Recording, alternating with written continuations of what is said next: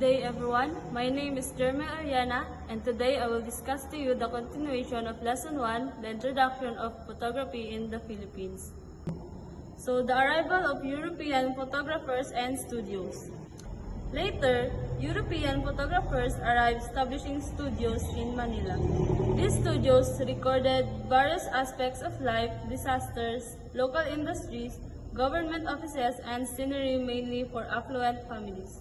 Photography's role in documenting infrastructures and life. Photography documented infrastructure developments like churches and bridges. So the San Sebastian Church, known as the first steel church in East Asia, was documented, and bridges like Puente Grande in 1794 sketched by Fernando Brambilla and Puente de España, which is used from 1630 to 1914, were recorded visually. The Puente Grande spanning the Rio de Pasig was a major thoroughfare for over 2 centuries. So noon, nagsimula ang photography sa Philippines nang dumating ang Europeans dito sa Manila at nag-set up sila ng mga studios at dito kumukuha ng mga pictures gaya ng mga daily life, disasters, trabaho ng mga tao at mga magagandang tanawin. At karamihan sa kinukuhanan nila ay mayayamang pamilya, kaya mas marami tayong nakikitang mga pictures ng mga elite dati. Pero kahit ganon, malaki pa rin ang naitulong ng photography dahil naging way ito para ma-record ang history. Halimbawa, na-document ang mga importanteng structures tulad ng San Sebastian Church at mga tulay gaya ng Puente de España, kaya nakikita pa rin natin sila hanggang ngayon. So now, let's proceed to Lesson 1, the construction of bridges in the Philippines. Spaniards constructed bridges to address transportation difficulties caused by many rivers in the country. First bridges aimed to effectively control distant areas and support religious missions in spreading Catholicism.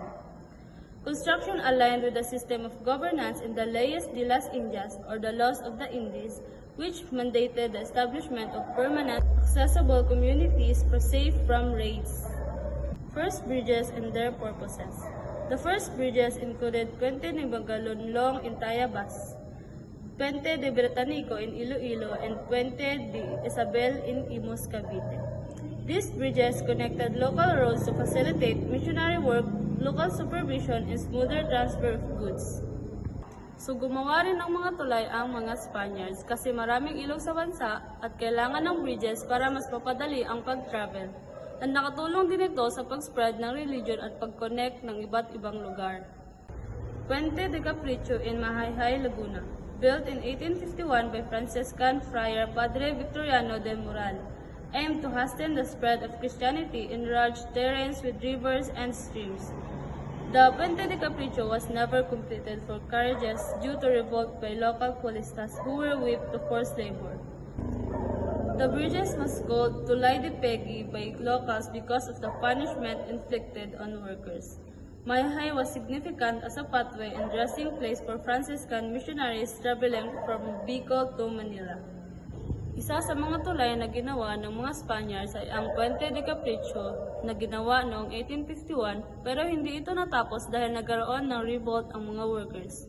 Tinawag itong Tulay de Pegi kasi pinapalo o pinaparusahan ang mga workers sa may pegi o puwet habang pinipilit silang magtrabaho, kaya naging simbolo ito ng hirap at abuso noong panahong iyon.